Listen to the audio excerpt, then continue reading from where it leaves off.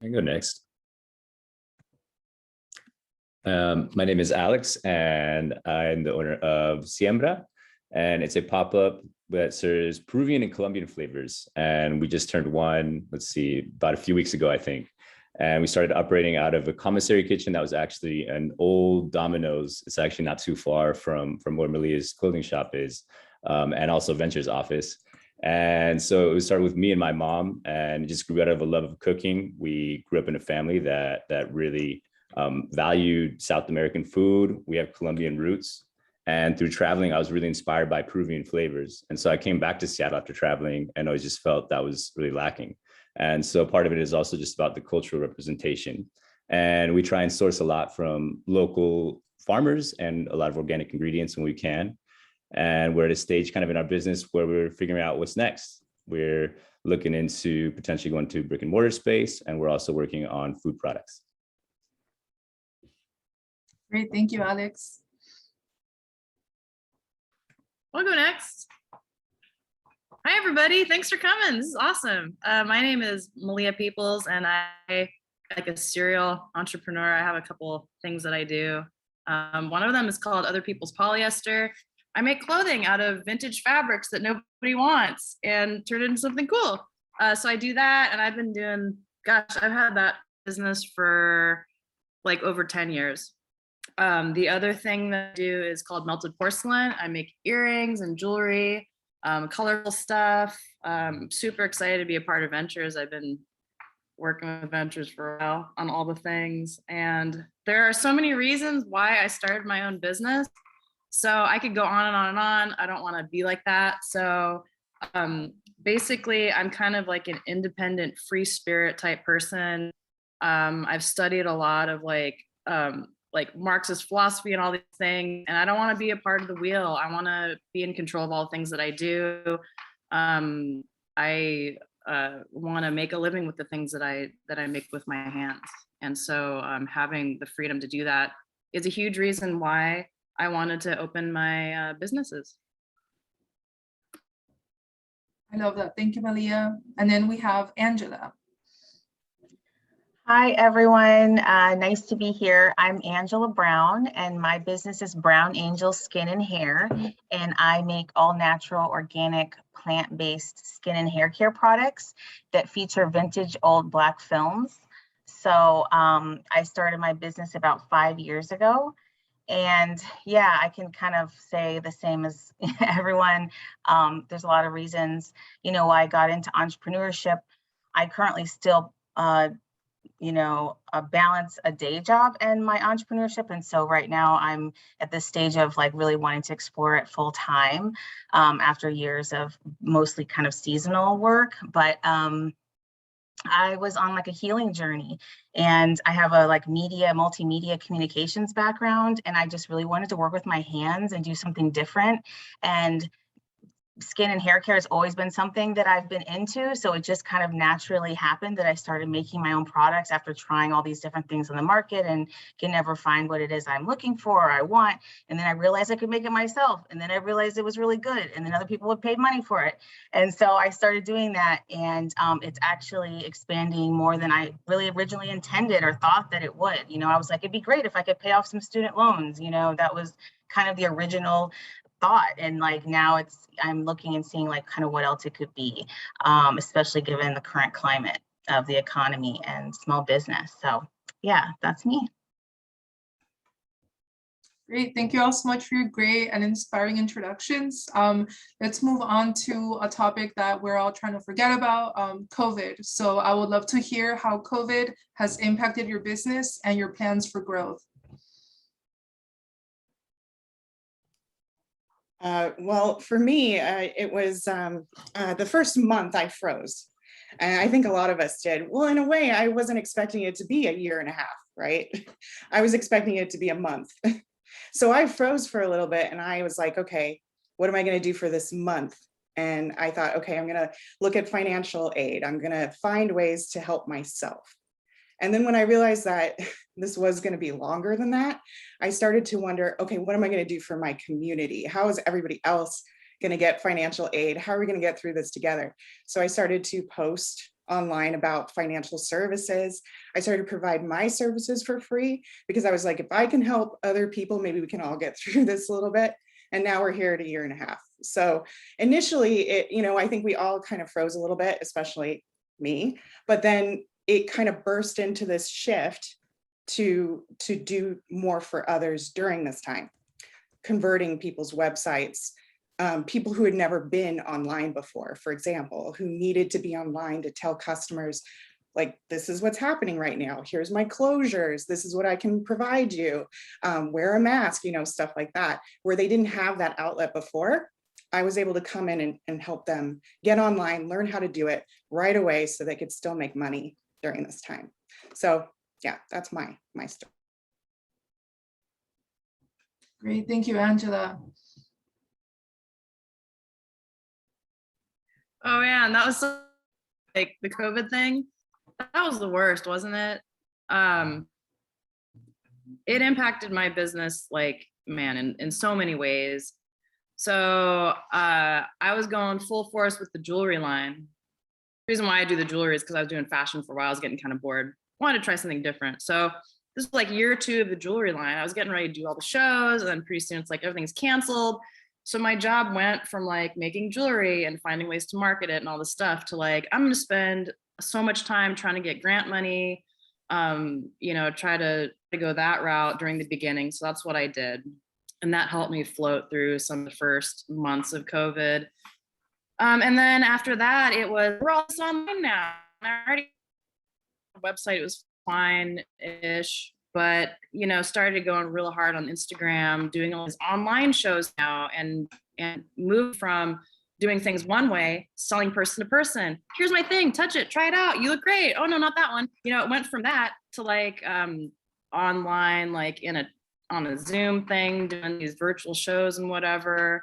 And so the growth happened in unexpected ways for my business. So I was hoping to get more product out and all that, and get a lot of in-person feedback and data. It ended up being more of like improving my marketing channels by getting more Instagram followers, trying to like figure out the the newsletter game, get a lot of FaceTime in, taking lots of product photos, improving those things. So my business has grown a little, kind of in unexpected ways, I guess, if that makes sense.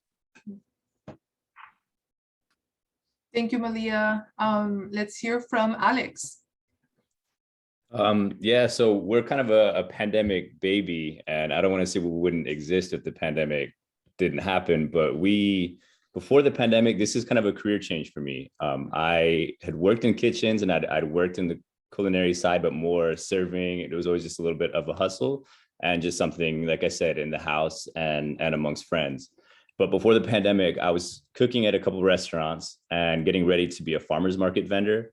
And then the pandemic happened and that completely got halted. So they shut down all the applications. Suddenly I was out of a job, and it took me like 3 months to get on unemployment. So in that time, I actually ended up kind of relying on a lot of these mutual aid pantries and folks in the community and restaurants like Musang and people like Feed the People who were feeding folks who were truly in need. And so that's kind of really where I saw the power of food bringing people together in times like this. And so when I finally got my assistance, I've decided I want to kind of do the same thing and started cooking for folks and distributing food to places in South Seattle that were food hubs of people struggling with food access. And so I kind of kept that going as we started our pop-up. And I think the pandemic really provided an opportunity for us in some ways because people were looking for new experiences after a certain point. I feel like we kind of all retracted and got into our habits. And then after a certain point, folks were looking for new experiences that felt safe and wanted to try new things still. And so we started cooking actually out of our home though. We tested it with family and friends before we jumped into the commissary kitchen. And once we kind of validated like, okay, we can sell about 15, 20 meals, the numbers started adding up to go and pay for a commissary kitchen. So that's when we took that leap, and it just kind of dominoed from there.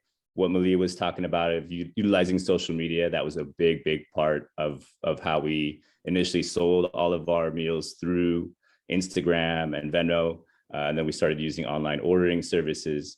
But it just kind of grew and grew and grew over the course of about 6 months to where we are now. And then we got out of the commissary kitchen and moved more into outdoor spaces over the summer. So a lot of breweries and outdoor spaces like that. And I would say that, yeah, it provided a lot of kind of like, I would say, changing the scene for like creating a stomping ground for us to try new ideas from week to week and figure out what menu items really people reacted to. And now we have kind of like our staples as we go from place to place with the pop-ups.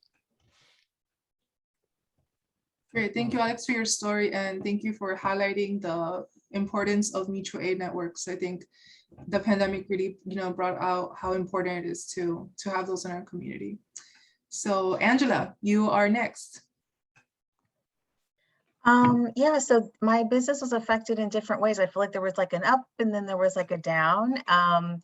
And so the most basic things were just markets. And, I had mentioned being very seasonal, so around the holiday times and big holiday events throughout the year and things like that, I would usually tend to do a lot of markets. So with COVID and people not being able to get together anymore, my sales stopped. Like it just was not, and I had a website, but I never had put that much energy and time into utilizing it. So I definitely used the initial beginning of the pandemic to like do a lot of some of that marketing work, behind the scenes on my website and, setting up the newsletter, templates and things like that.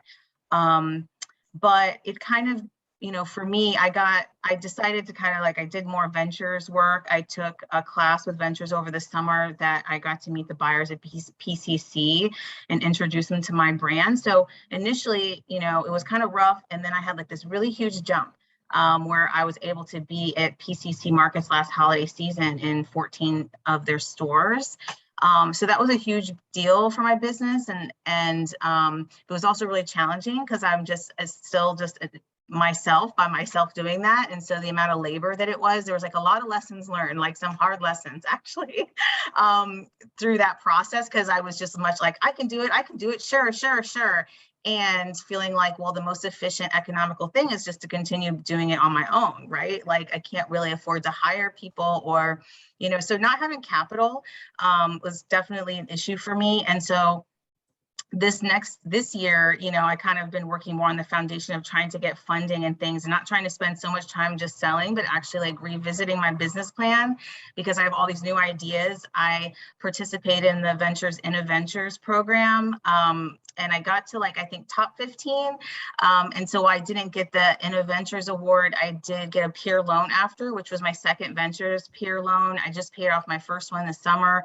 So I got an additional loan and that really helped. And most recently, I just applied for the Comcast Rise grant. So that's like $10,000. And I'm like, fingers crossed, like hoping because a grant like that could really take me to the next level. So I've been having to take some time for myself, for like my mental health, for my life, like in general this year and slow down a bit.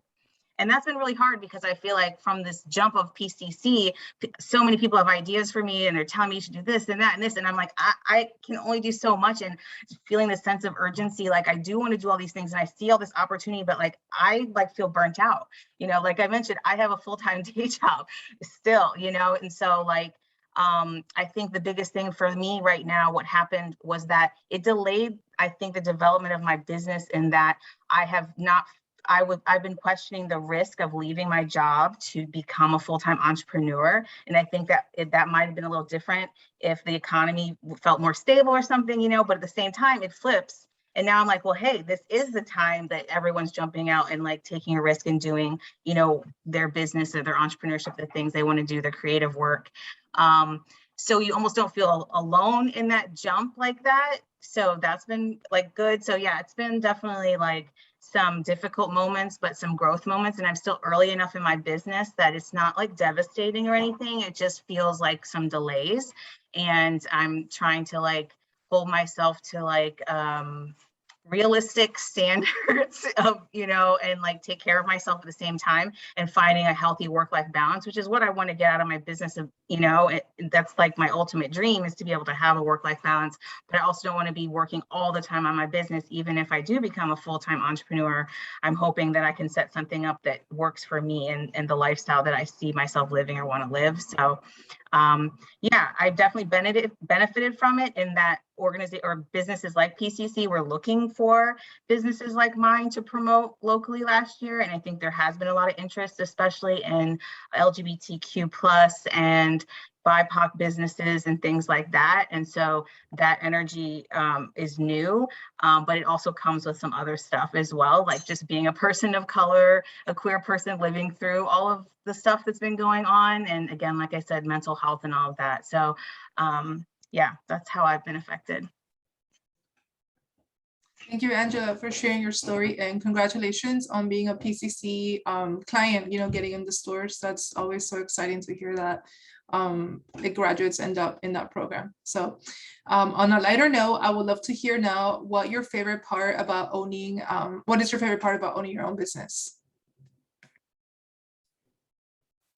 Well, there's so many things about owning your own business that's great. There's a lot of things that are stressful, and we know that, but I think the thing that everybody's going to say is the freedom, but that isn't always there for everybody. For me, it's when my clients get what I'm doing for them brings them so much potential and growth for themselves. When they can see the benefit of the work that I do, whether it's small or big, and like years later, they'll come and say hi, and oh my God, this is still working for me, or thank you so much, I'm still doing this. That's really where it's at for me. And it's always been that way. And whether I'm like donating my services or getting paid the full price, it's the same no matter what. Is that, like, I love to travel. I love the freedom. I love to be able to be there with my family when they're in need, because I've had several that got sick, and being able to be with them at the drop of a hat, and not have to worry about sick leave or, worry about a boss that might fire me because I have to be gone a little bit longer. That's all great too. But at the end of the day, it's about my customers. So. Great. Thank you, Angela.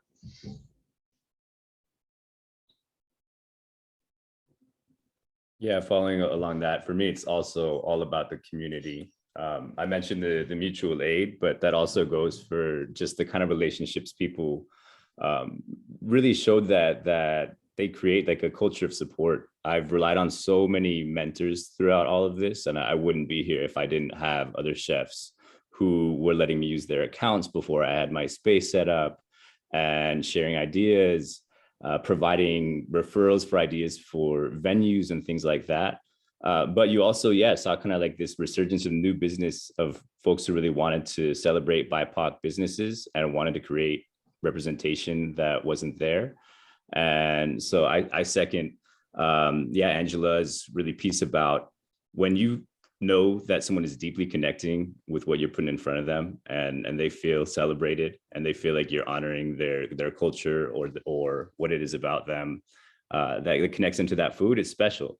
And so we're looking to create more of those experiences, but we're looking to do it kind of on a broader level. So if we can kind of get into people's homes and help them and empower them through cooking and create community in that way. But it's a challenging thing to do. We're not an e-commerce company. I don't have that kind of background. And so building community digitally, that's not my forte. All this social media marketing, it did not come naturally. It felt very kind of out of my realm. And so finding ways to connect with audiences digitally in a way that feels authentic, just by putting content out there and making it more about education and people sharing ideas, that's kind of more what we're shooting for. And that's what we're up against with how we approach community these days. In addition to keep doing it face-to-face as well with the pop-ups. Thank you, Alex. I guess now we're going in the order, Malia. So honestly, for me, like, it is as simple as freedom for me. So the favorite thing about owning my own business to me is just, I feel like I'm satisfying my own calling. I want to live a life where I make a living off of my art. And when people say that sad thing like starving artist or whatever, that makes me even more determined to not be a starving artist. I think that's a stupid, like, I don't know, stereotype that people have about people who make things and try to sell them. And so for me, I am satisfied by working with my hands. I'm satisfied by setting my own hours, selling the things in the way that I want to, representing myself and my business in the ways that I want to, and not have some mandate that's telling me I need to display things in this way. I have to use these people and these people to sell the things or whatever. I'm not about that. So that's why I like owning my own business, is just that, you know, all the choices that I make to me just mean freedom. I've worked the desk job before right out of college. I tried that life. It wasn't for me, and bless the folks that it is for. But I just love making my own decisions, finding different ways to promote what I make through selling items, teaching people how to make items, giving talks about art. And that's just, you know, that's just what it is for me. There's some other stuff I was going to say too, but I forgot about it. Thank you, Malia. That was very inspiring, and you're all making me want to start my own business. Actually, I know I always hear from a lot of people, but just especially the artists, the creative part, you know, you always do hear about how, you know, it's hard to make it out there, but thank you for those inspiring words. And Angela. Yes, I definitely agree with so much of what's been said. I think a big aspect for me that I love about, you know, having my own business is that I get to channel my own, like, my own intersectionality and my own intersectional lens with my values through my business, especially as a micro business, because I know that's not the case for all businesses and things, but as a tiny micro business, as someone, you know, when I get to say what I'm doing, why I get, you know, it's just so different when you work for someone else. No matter what you do, there's always got to be some kind of community consensus, or, you know, it's like, so for me, especially coming from, like, I've done a lot of work in the nonprofit world and a lot of mission-driven communications. So it's just like, you don't really always get to speak 100% of your own perspective. And that's been something I've learned, especially the last couple of years with a lot of DEI work that I've been doing, where I might have one value or view of something, but that's not the view of the organization. So it can be difficult when you're, you know, crafting these messages and you're, you know, getting paid for this service and doing this work. But when I'm working on my business, I get to craft the messages myself, you know, based on what I value and what I think, and I don't have to, like, check in with anyone else about that. And I can be really direct about it. I really enjoy that my business is merging clean beauty and Black cinema, because I'm bringing representation for Black women in the clean beauty space, which you might be surprised, or maybe you're not surprised, that is not very high percentage of Black women or Black products, you know, or Black business owners in that space that are that visible on the shelves in the retail space. And now, since the pandemic, it's been amazing to see, like, an even bigger explosion, you know, of Black entrepreneurs, especially women, coming out with their own businesses and things like that. And this happens to be an area you find a lot of us in. And so getting able to merge all these different interests of mine in my background in media and cinema and studying films and bringing this film, it's an unusual combination, I think. And I just really enjoyed being quirky in that space and being able to merge these two different areas, and then talking to other people about it, because, you know, folks like my products, they like how they work, but they also like the ideas behind it and the imagery that goes along with it. So that's probably my favorite part, is just my own ideas, and that the work that I do, the labor I'm doing, is really actually benefiting me personally. And I don't know how that sounds, but it's just like, that's a big deal. I mean, it feels like a big deal. And so, yeah. Thank you so much, Angela, again, for your story. And then my other question for all of you is, what are some of the biggest challenges you face as a business owner in your industry? I know a lot of you have already mentioned a little bit of this, but feel free to go a little bit more into detail and expand on that. Oh, geez. There's a lot. There's a lot of challenges as a micro business. I mean, a micro business usually means that you're by yourself, and you may not have other people working with you or for you. Your income is for you. So it is kind of hard to find that extra income to give to somebody else to kind of take on a project. Or, I mean, it can be done, but it's not always easy. And if you're the one managing it and then micromanaging it, it can get stressful. Also, the work-life balance is a challenge because I am such a want to help people, especially during the pandemic when people really wanted to get online right away. And I was like, oh, they need this, I didn't know how to say no. And so sometimes I was working, some of you know, because some of you are my clients, sometimes I was working till 1 or 2 o'clock in the morning to make sure that they got what they needed so that they could sell that thing the next day for their sale, or, and it can wear you out. And I did take 6 weeks off because I needed that. And I realized, I can say no and it's okay. But as a small business owner, when you're really trying to get your momentum and get people aware of what you do, it's hard to say no because you feel like that maybe you won't get that next person the next time. So I'm here to tell you that you can say no. Please say no, because if you're not healthy and you're not able to get through it, you're going to mess up the job. And then you're not going to be able to do a good work anyway, and it defeats the purpose. But yeah, that was my biggest challenge. Yeah, I can relate to a lot of that. The day-to-day was tough, especially in the food, the restaurant world. If anyone has worked in it, it can be pretty tough on your body. It's pretty small margins usually, especially when you're starting out and you're not selling a lot of meals, 25 or 30 meals.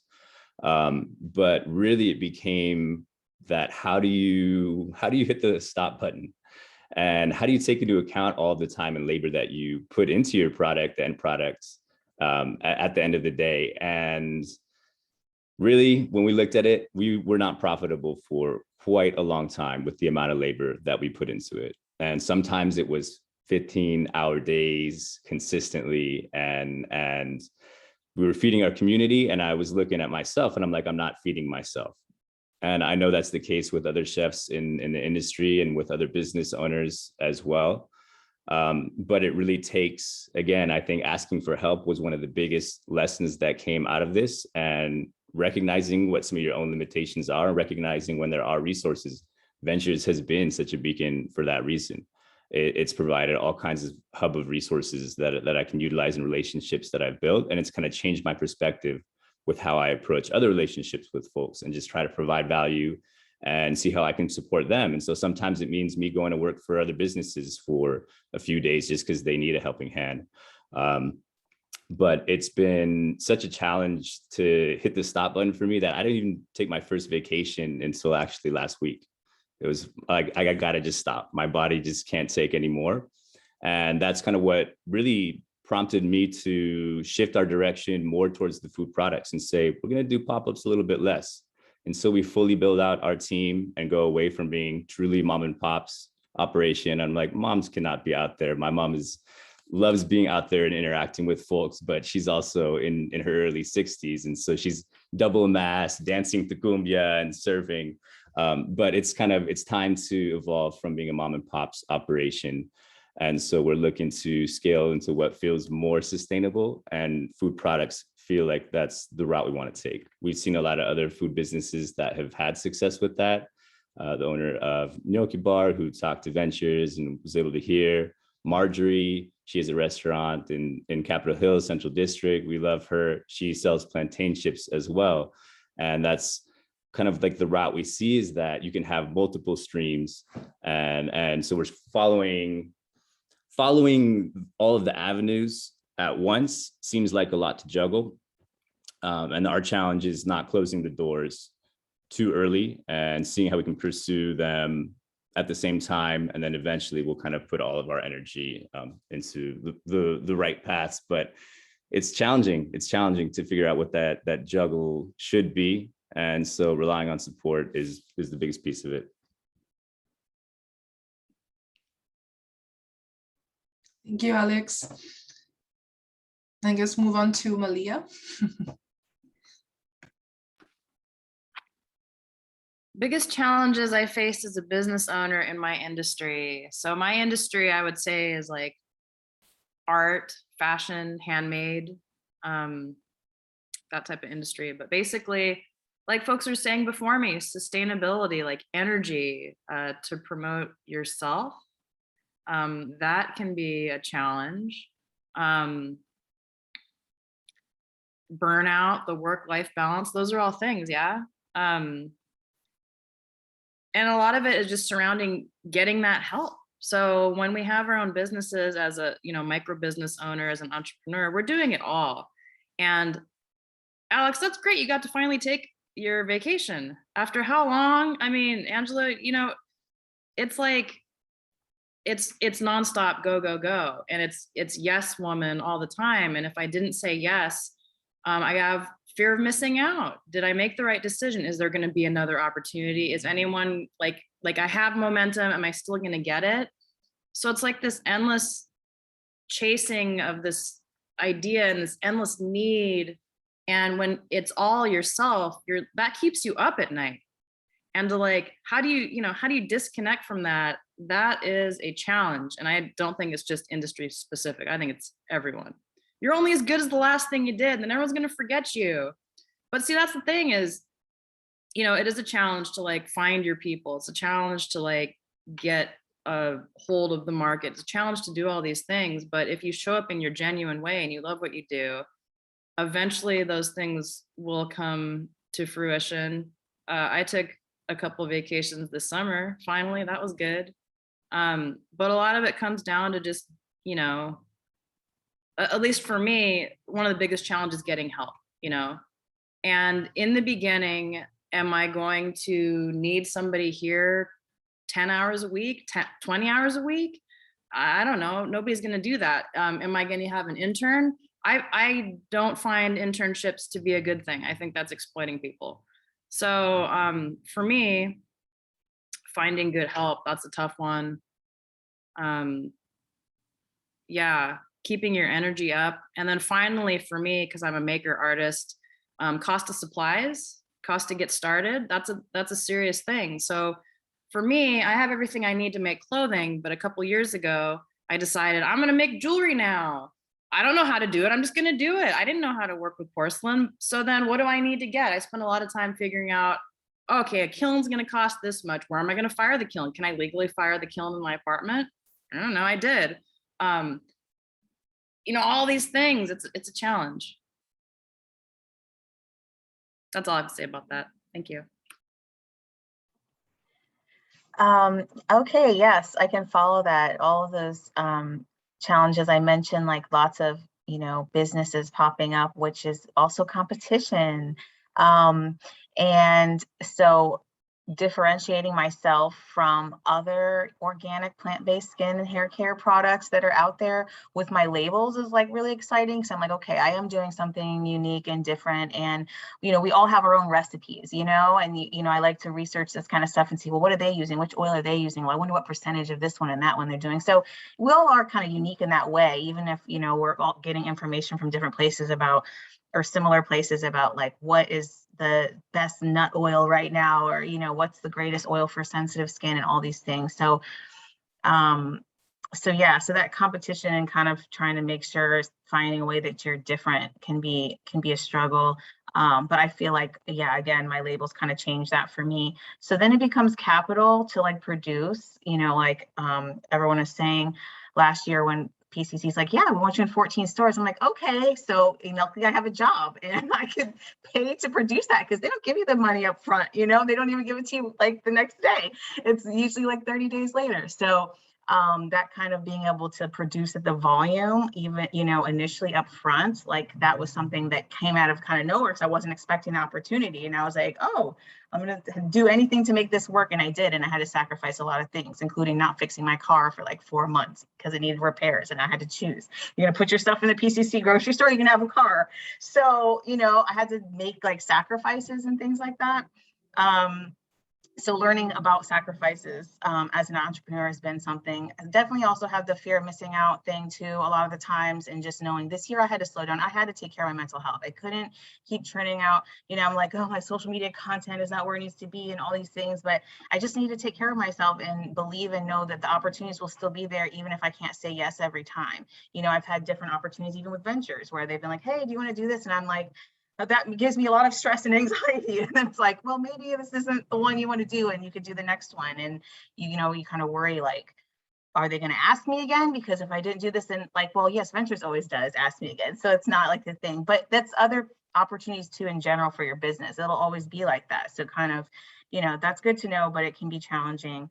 You know, I think one thing for me is I wanted to, you know, I've been talking about scaling up. And so in my scaling up, I'm in the midst of them, big decisions I have to make about a couple of things. And so, you know, one example would be staying with glass or moving to plastic, right? And so there's this all of these challenges. And then here we come to my values and my ethics again, and then what the consumer wants and what's good for the environment and how much can I afford and what's everybody else doing, you know, because all the big guys, they're using plastic. So why am I being held to a different standard? Like, what's happening? Like trying to like make that decision and feeling a little bit paralyzed, not able to get to the next step because you're like, this is such a big one. I have to, you know, so having some kind of bigger decisions about my business this year on which direction I was going to go, because in order to scale up, you have to be real specific. You got to produce what you're going to sell, and it has to look, you know, you can't make all these little edits you can when you're doing small batches by yourself.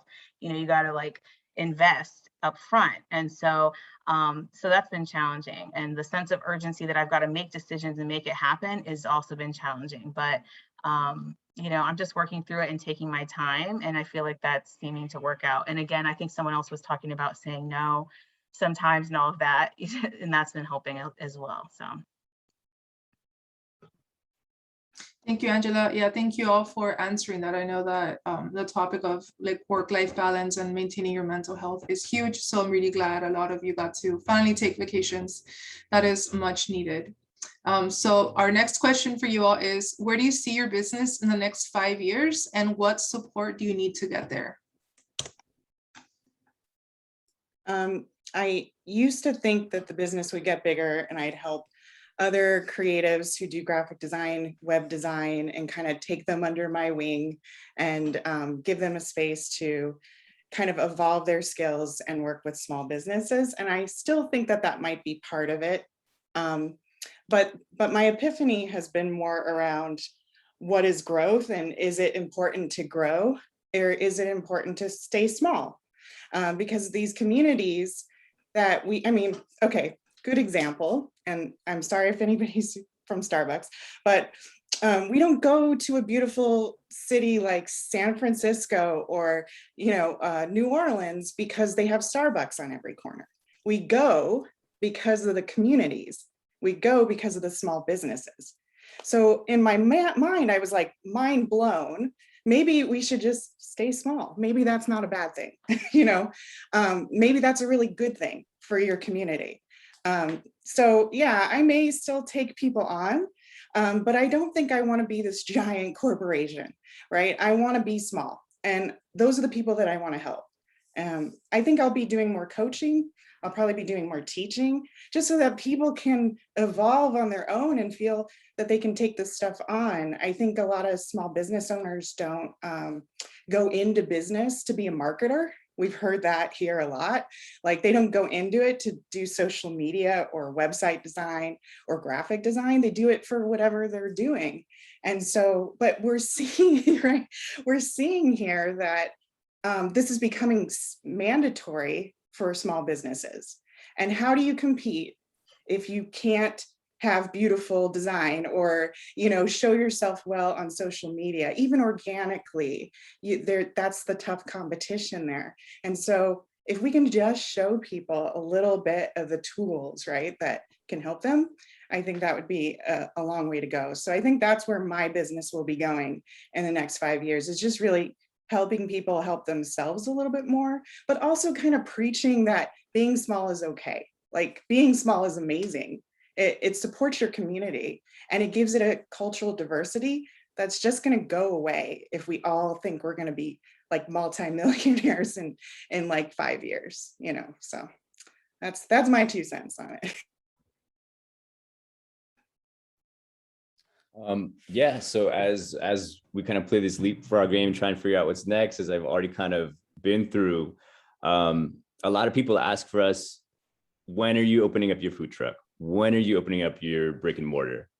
that's kind of the path that people see and will define kind of for you. If you don't define for yourself, people will kind of try and define what that path might be. But for us, that has felt incredibly scary, partly just because the pandemic showed us how fragile brick and mortars can be. And I have an incredible amount of respect for anyone who's going that route. But for us, it felt like something that seemed incredibly intimidating. And we're still kind of validating a lot of our business practices. We're still building our team. And we feel like you got to have a team before you take something on to that level. And one of the things that we've loved about pop-ups is that we can get in front of people face to face in a really incredible way and interact with almost every one of our customers. And so we're looking to be more of that kind of setting, kind of like the market type setting. So we'd be really excited about potentially getting into Pike Place. And so that's the kind of thing we're exploring. We're also looking into, now there's a lot of underutilized space at potentially bars that will have you come in and operate their food program, and they can kind of benefit from having your community and kind of join communities in a lot of ways. The other thing is the food products that I was mentioning. We also got to pitch to PCC, but we just pitched a prototype that was about a couple months ago. And we acknowledged basically that we don't see our product fully ready to hit the markets. We don't want to rush it. And the product we submitted was based on what people said was one of their favorite dishes of Siembra, which was our ceviche. And so we want to help people make that at home, but we had basically bottled ceviche marinade that could be used for vegetarian ceviche with mushrooms. You could use it as an all-purpose marinade. And the feedback we got from some of the buyers is that they were incredibly excited about Siembra and about what we're providing generally, but that they didn't see the ceviche marinade market being huge.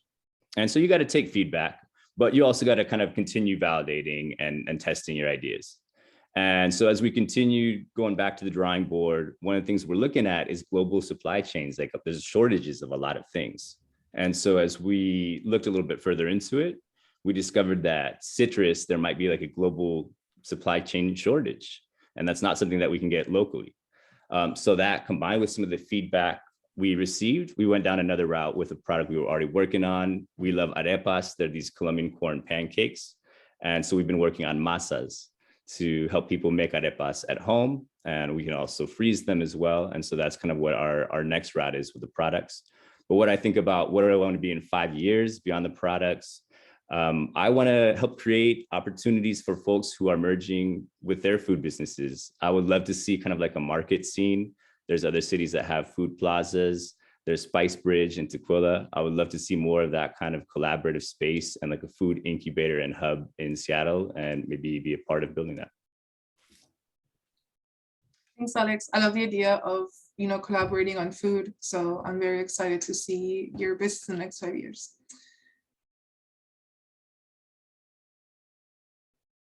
All right, and I guess Malia, you're next. You want me to go? Okay. I'll go this time. Yeah, so I feel like this marks the 5th year I've been working on my business, and what I set out to do or thought I was doing is actually different than I think what I see for the next 5, which is that I actually do want to grow my business and I do want to be a full-time entrepreneur. I love the idea of it being Brown Angel as my main focus, though I'm also open to maybe I'll do other entrepreneurship ideas too. I have lots of creative ideas. I could see Brown Angel branching into different things as well and connecting to different things, skills that I have. So I think as I take entrepreneurship more seriously, I also take my own skill set more seriously as far as communications and multimedia and video and photography and writing. And those are all things that I do. So consulting on the side of whatever I do might be kind of the next step or something like that, a transition. But I like the idea of, I hope very soon to be really focused just on Brown Angel, to be in stores regionally. PCC, I haven't in there. So we've been in discussion about being on the shelf in 2022, ideally, hopefully, when testers can be back, because they really know that once people try my product, once they smell my product, they love it. It's a little more difficult to introduce people to new products when they can't touch it, smell it, or anything, which because of COVID, that's been the case. A lot of grocers and stores have taken testers off the shelf, so you can't test anymore. So that was the last time I talked to them, because I've been working on my packaging, and it was actually good timing because it's giving me, you know, this year to work on all these foundational elements and try to get more funding.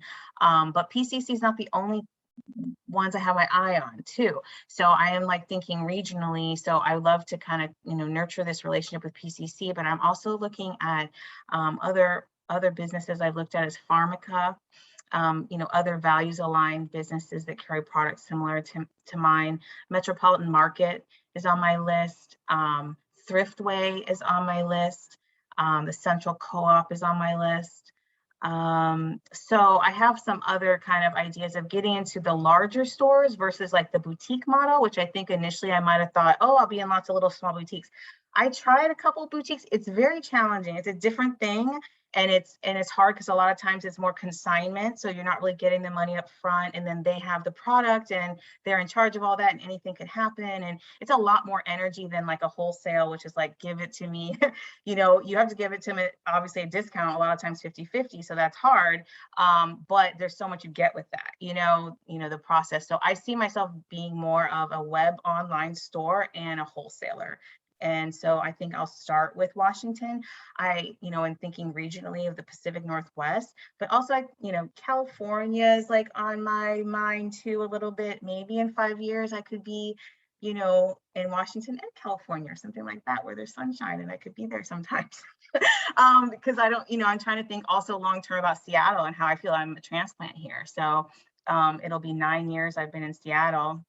And I definitely just, you know, moved here thinking I'm going to live here, but there's a lot to consider, you know, and things like that. So, so I just feel like I want to have a balance of retail sales opportunities and a website, and to be and have the freedom to be where I want to be and be working and doing things. And initially, while I felt when I first started that I had to have my hands on every pot that got made, like I have to, like, how's my magic going to be in it? You know, people started talking about packers, and I'm like, what are you talking about? I'm not giving my product to some people in their machines to pump. What do you mean? You know, and then I went through a season of making it myself in my living room and was like, well, that's not sustainable. So now I'm definitely open to a packer, and I'm thinking about that in my budget and my cost, that yes, eventually I would like to hand that off and be able to spend more time being creative with recipes and formulas and the parts I like, and to really have brought in the support team to do all of the other things and not be a one-person show anymore. So that's what hopefully I would like to see happen, is that I can walk away from the 9-to-5 life and really just be an independent creative entrepreneur. Yeah, that's it. Thank you, Angela. Yeah, so 5 years, to me, that makes me feel a little squeamish. Like 5 years, that's so far ahead. I hope everybody that's watching this has their 5-year plan. I know I do. Basically, so as my life is now, and it's kind of been this way for several years in my life, I think of my life as like a table with all these different legs that hold it up. Yeah. So one of the things that I do is I'm a fashion designer. I make clothing. I also make jewelry. I have a line of bartending equipment products I've been doing. We had a full page in Bon Appetit magazine. That was amazing. I also teach. So before I was doing my entrepreneurial thing, I was teaching at a fashion school for 10 years. So the way I've set up my life is I make things, I sell things, I teach people how to do these things, and I'm feeling pretty good with like where I am. So when you ask me something like, where do you see yourself in 5 years? I say, like, I'm gonna kind of keep steady the course of what I'm already doing, but I want to do these things in smarter ways. So like, I think a lot of people are saying, and they would agree, is we need help, because at some point, if we want to get all these things out, if we want to be in 14 PCCs, that's amazing. Are you going to put that individual love into each pack? I see, I'm like, you know, that's how I feel, but it's not realistic. At some point we have to get help. In fashion design school, you know, I went to kind of a weird one. It closed now, but it was in Ballard, and the lady who started the school was like, I'm teaching you methods on how to be the head designer. right? So I'm not teaching you to be the person that does the sewing or does the cutting or does the finishing work. I'm teaching you how to be the chief designer so that you can communicate to everyone else who's working underneath you to create this line of clothing. So I think about that a lot because I'm sitting here in my space and literally like 2 hours before I came on screen here, I'm trying to figure out how to like get this mirror stuck to this thing so that I can go to my show and have this mirror that doesn't look stupid or whatever. But it's like, why am I wasting my time doing this? Because I'm the heart and soul of my business. So I need to actually have people that I can direct and say, here's what I need. You know, I need these people, I need this help. So I'm hoping that in the next 5 years, I get to that point that I can relinquish a little bit of my own control too, because I have a little bit of a control issue, I think. And that's, I want to put the label on the thing. And if the label's askew, who did it? Why did you do that? I don't know. I'm a nice person, but I need to be realistic. So in 5 years, you know, I'm just hoping I can get some help creating the things that I make. You know, I want to be the chief designer and not the person that's up at night punching holes in my earring cards to make the earring hangs right on them. It's just insane. I want to continue teaching. I think that's such a great route for any entrepreneur, is teaching and sharing that knowledge. That's a great way to build community, do classes, partner up with folks. I want to do that. I want to do more of that, you know. I want to do residencies. I want to go to different places. I want to learn things. I want to learn things that I can teach people about. I want to go to these places, teach people about what I do. I want like this to happen, all this. At some point, I would like to have maybe a gallery space or a shop or a brick and mortar or some kind of thing like that. I don't know if that's going to happen in the next 5 years because I need to settle down a little bit, but that's kind of a long-term goal. And then finally, I'm just going to say it, like, I hope in the next 5 years, I can get my financials down real tight. Because as it is now, I hate it. And I've been with Ventures for how long? And I still hate doing my books. I hate it. It's so awful. It's not a strong point of mine. So it would behoove me to get someone else to help me with that. I pay all my bills. Yes. I know I'm making a profit. Yes. But like, I can't tell you down to the cent, you know, to the penny, like what's going on. And I just, you know, I have to know where to get help, when to get help, when to ask for help, how to find the help. I've been checking out James, the business coach at Ventures. He's cool, very helpful. You know, and at the end, someday I'll settle down. I'll have a gallery space, help out young folks, get started in the business, you know? There's so much to do. 5 years though, I don't know. I'm not comfortable with that.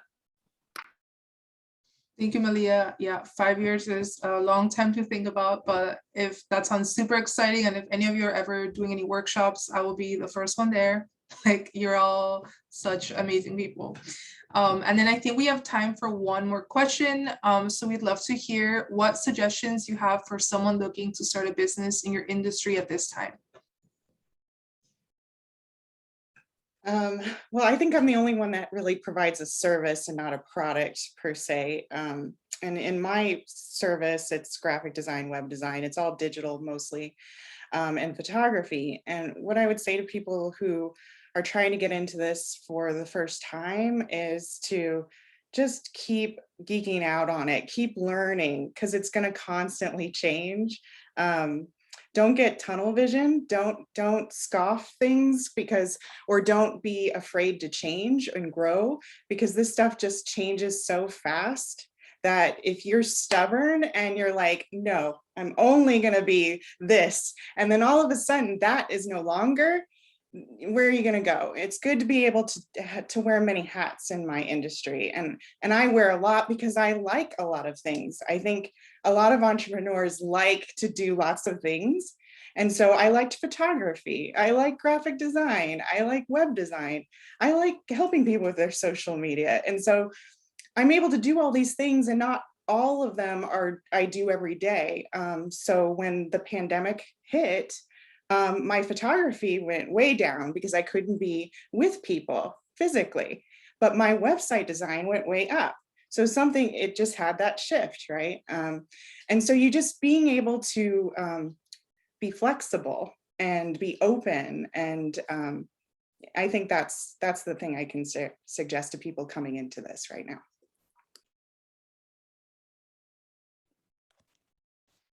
Yeah, again, I keep kind of harping on the asking for help, but it's been my biggest learning and stumbling block. And it's also been the biggest surprise is how many people are willing to provide the mentorship, who are willing to open up their spaces and collaborate. And so I encourage you to reach out to folks who you see in the community who've inspired you and to really take that plunge. And I'm here if there's anything that I can help you with in terms of commissary kitchens, of the business of pop-up models and transitioning from that. I'm here to help out. But I think that it can feel intimidating. And when you're a small fish and you haven't really even started, how do you begin validating your idea? And viewing it as a little bit of a testing ground before you take that full plunge, I think is something that's really beneficial. For me, pre-orders, that was a way to take away some of the risk and safely plunge into this. But again, asking for help was the biggest piece. And however I can be here, feel free to send me a message if you have a food business.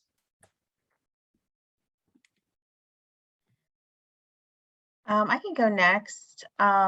So yeah, I would say being adaptable is definitely key, I think. And like I think Alex and Angela already said, like, I mean, mentorship I know is really important, and just definitely being able to change and learn from mistakes. Don't give yourself such a hard time. I think mistakes are like a part of it, a part of entrepreneurship or things like that. I mean, I feel like the biggest piece for me as like a product person is like to know how much it costs, how much your item costs to produce before you price it, because that is so important. It was years before I really understood that. And then really including all the costs, because you really can't price it before then. And then, from there, you could just work, as much as you can to get that cost down.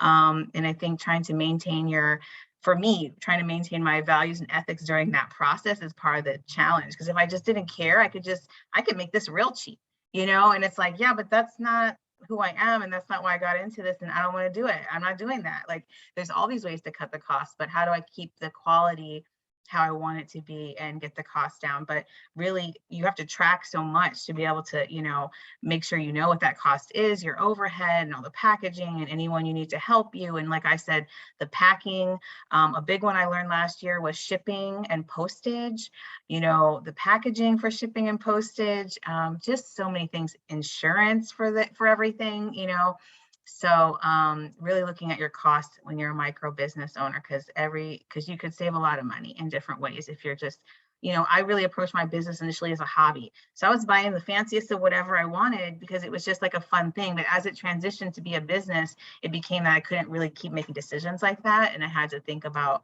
the value of how I was spending my money. So I would give that advice to anyone.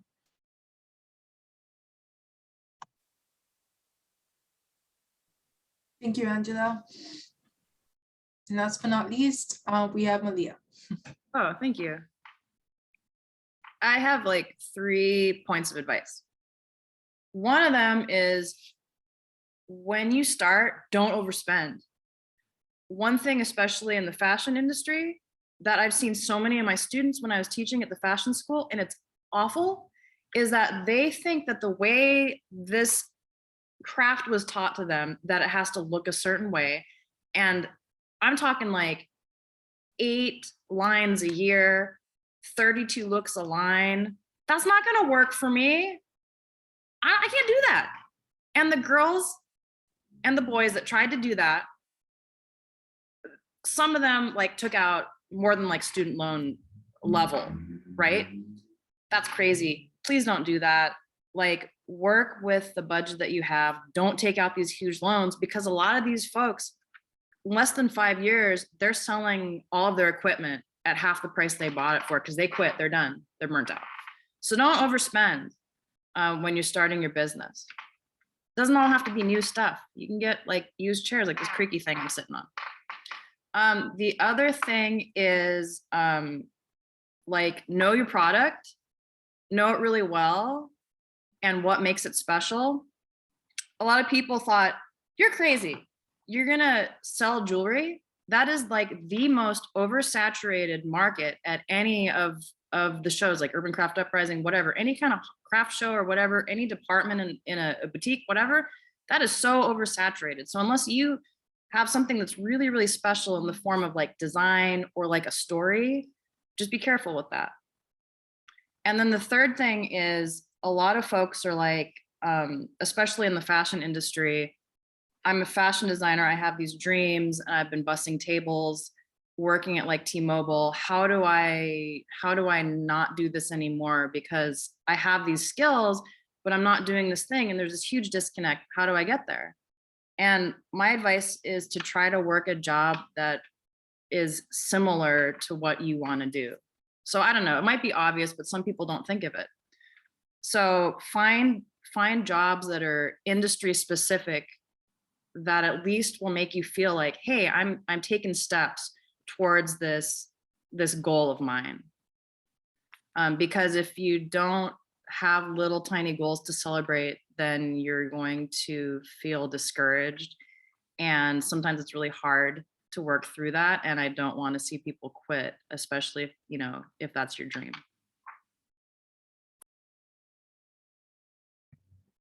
Thank you all for the amazing and great advice. It's always so inspiring to hear from all of you. And now we will open it up to questions from the audience right now. If you have anything that you want to ask anyone, please put it in the chat or feel free to unmute yourself.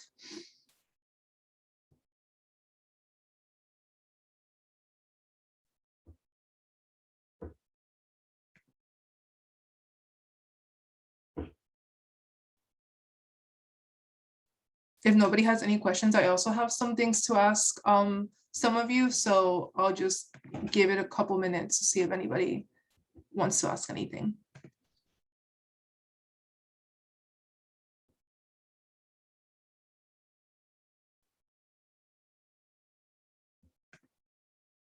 All right, so I'll go ahead and ask one question. Angela Brown, so what surprised you the most about the process of getting into PCC?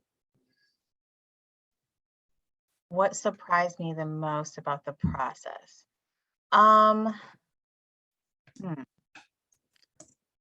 Well, I mean, the buyers loved it a lot. I don't know, that shouldn't have been so surprising to me, I don't think, because I know a lot of people like it, but I wasn't expecting them to like it as much as they did.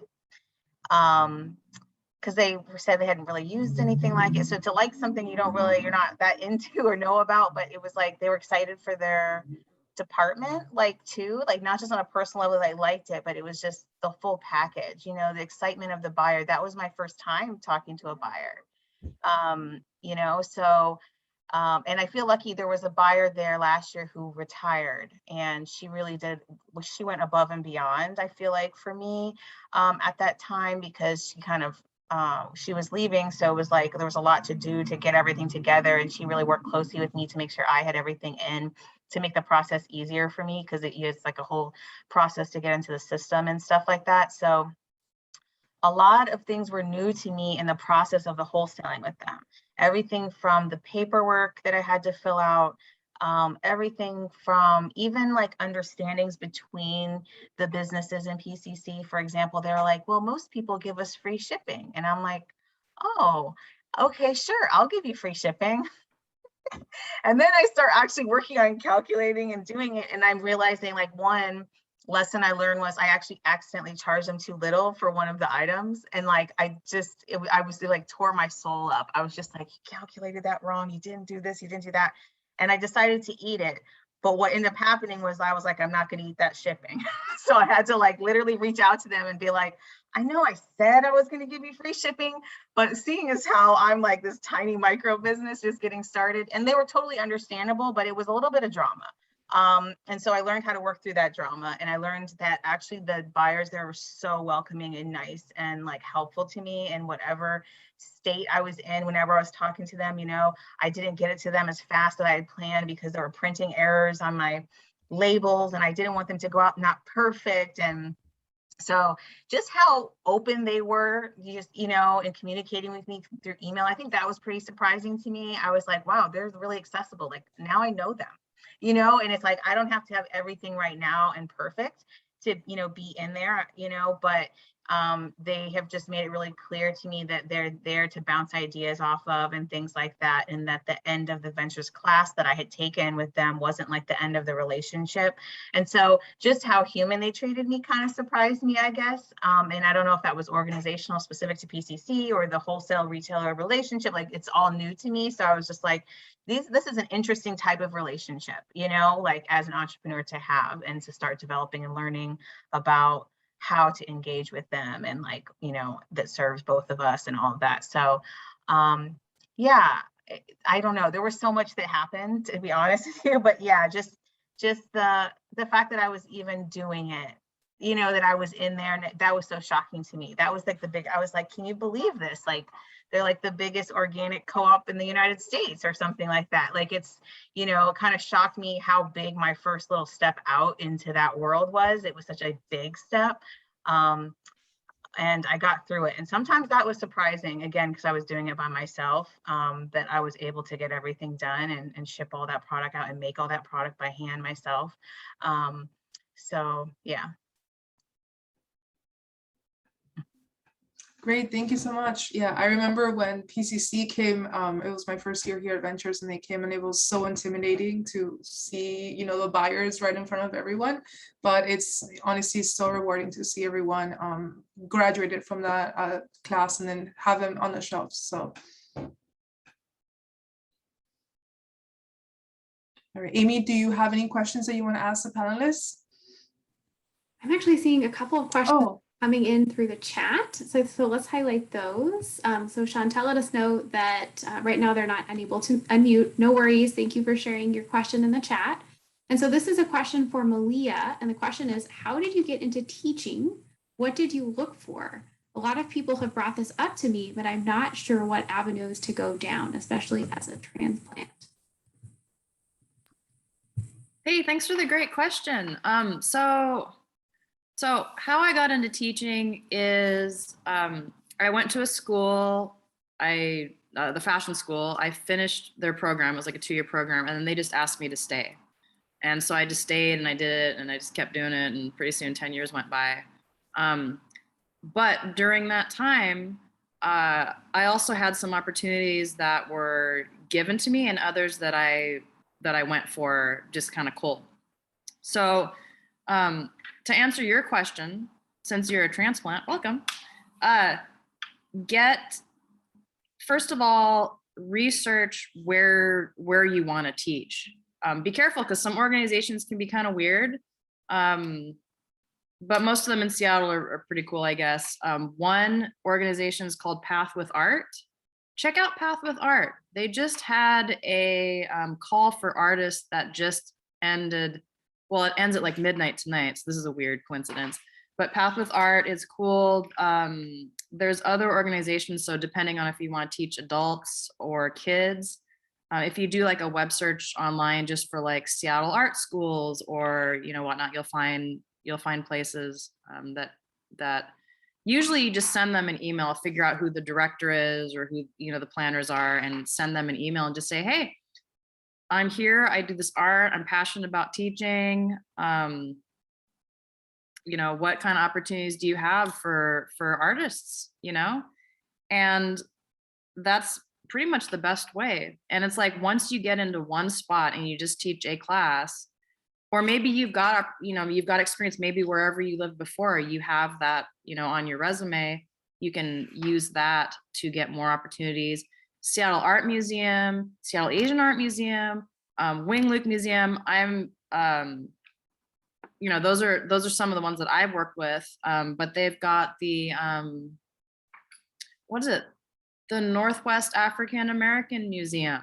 They have all different types of museums for all types of people. There's a Nordic Heritage Museum, but find those. Really great way to get into teaching. And if not, you can also rent space at the library for free and maybe get some people together, take some pictures. You got a class.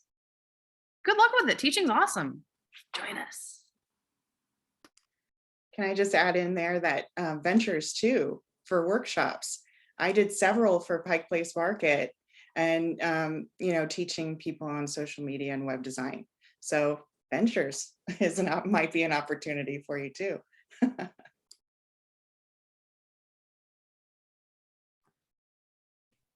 Absolutely. That is fantastic. Thank you so much, Malia, for providing your background on how you got into teaching and some awesome suggestions about getting started. Angela, absolutely. We're always looking for new content and love bringing in clients, as all of you know, as much as possible. So absolutely, that door is always open. I'll also put it out there to kind of add on to Malia. Because we're in a virtual format, you can go for an in-person class, and the library is a great idea. Ventures has used the library before as a training space. And you can also take advantage of online and offering virtual courses as well. So that's another suggestion. And Chantel just left a comment. Thank you. You guys are awesome and so useful. So Chantel, I'm so glad that was helpful for you. Please continue with the questions if you have more. We do have a question that is for Alex that comes from Hannah. So I'll read the question. I was just wondering how you went about starting your business as a pop-up specific food business. I'm currently in 2 farmers markets, so I'm coming from that direction, but I would love to be able to be more viable year round, not just in the summer. And Hannah, I know, has the delicious ice cream sandwich business, so that makes a lot of sense, this question. So Alex, we'll pass it over to you. Yum. Well, I can't wait to try your sandwiches sometime. And props for getting into the markets, because that was our goal. We still have not succeeded, but we decided to go down a different route. Really, I would say that being rejected by the farmers markets was what propelled us down the pop-up route. And we started underground. I'm just going to say it. We were not a legal entity when we started. We were just cooking for friends and accepting donations. And once we realized we were making enough to make renting a space worth it, we jumped into a kitchen, but we were literally going through the phone book trying to find a commissary. And it was extremely challenging to find a commissary that allowed us to serve out of as well. Most of them, they're not like customer facing. That was nice about jumping into an old Domino's. People had kind of a safe space they could walk up and interact with us. But the biggest piece of it is in terms of finding the venues.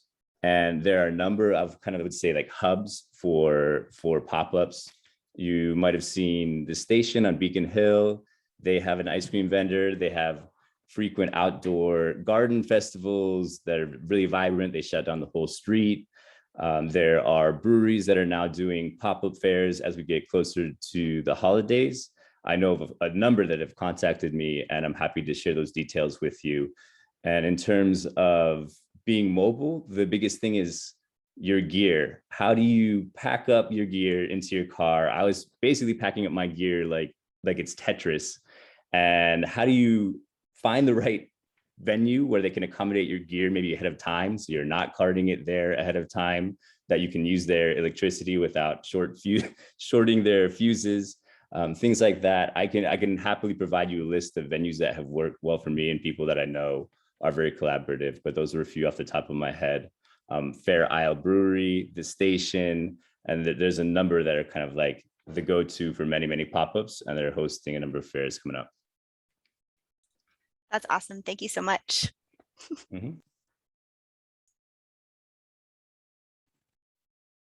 Excellent. Thank you so much, Alex. That's so helpful. And I'm curious if folks have any more questions for our panelists today. Thank you for folks for writing in the chat. Any questions?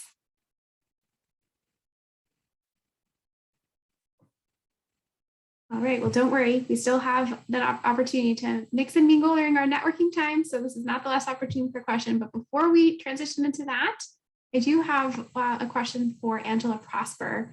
And this is tied to a topic that has come up in the panel discussion tonight about the energy that's required for promoting yourself. I think that was the term that Malia used, actually, promoting your brand and all of the competition that's out there, and just how important that has become even more so during the pandemic, and almost like a requirement for business owners nowadays, right? To be productive or to be competitive in the market. And so Angela is in the business of helping small businesses promote their brand, right?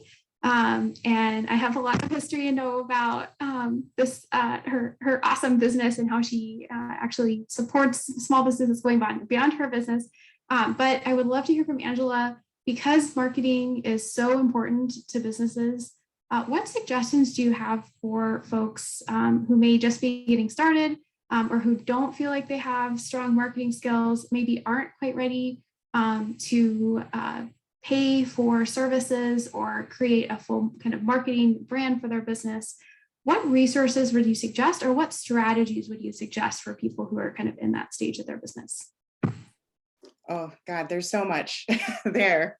The truth is that you can have all these things for free if you looked a little hard for them, but you are going to work harder for it too, obviously. It's either time or money or time. What's more important to you, right? But the first thing I would suggest to anybody, if they didn't have the resources to pay for someone like me, YouTube. Just go to YouTube. There's plenty of videos out there and tutorials, lynda.com, lots of tutorials on how to use these tools. Website design and hosting, you don't even need that if you don't have the money. Google My Business offers a landing page now for free. So if you're just getting started and because if you are wanting to be out there in the world, Google is going to be where you want to be found. So if you don't have the money right now, but you want people to find you, set up a Google My Business account, set up a landing page right on Google My Business, and there you go. You got your website, you've got the hours of your business, you've got your telephone number on there, your email address, and you're ready to go. That's like the bare bones free. But a lot of these things that I actually provide as a paid service now, I taught myself over years. It's not like there's a class you can go to learn this kind of stuff. Now, maybe there probably is, but back when I was learning all this stuff, there wasn't.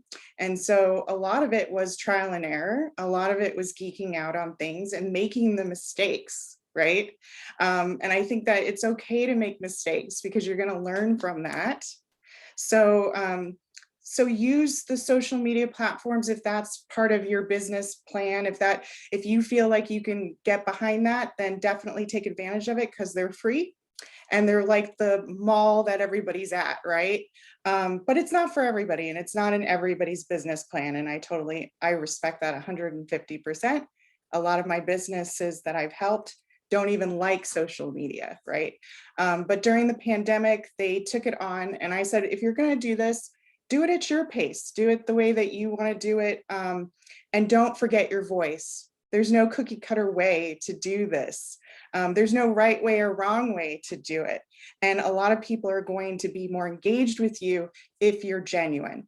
So if you think you're gonna follow a marketing checklist and you're gonna do everything that the marketers tell you to do, and it doesn't fall in line with your mission and your vision and your values, you're going to come off as fake to anybody that's looking at that social media platform anyway. And people are going to wonder why they're even paying attention in the first place. But if you're genuinely going on there, sharing your information and your knowledge, providing the stuff that people want to hear and see that's engaging, you will start to see momentum. So yeah, there's lots of resources out there. Look for the free ones first. You do have to learn how to use the tools if you want them to work for you, but there's so many out there that are free that you really can get off the ground digitally with not a long big budget. You can even take your product photos with your phone. And I've taught classes on phone photography for your products. Yeah, there's plenty of people that do it. It looks beautiful and it's just a matter of how to do it that's going to appeal to everybody, right? So, and that's, you carry that with you all the time, so you've got your phone for marketing. There's apps now that can create designed graphics really easily so you can keep on brand. So, I mean, it's almost like I'm talking myself out of a job, but at the end of the day, people still need my help, and I get that. But try these things first and see how it goes and get as far as you can with them. And when you're ready, call me. I'll be there for the next level.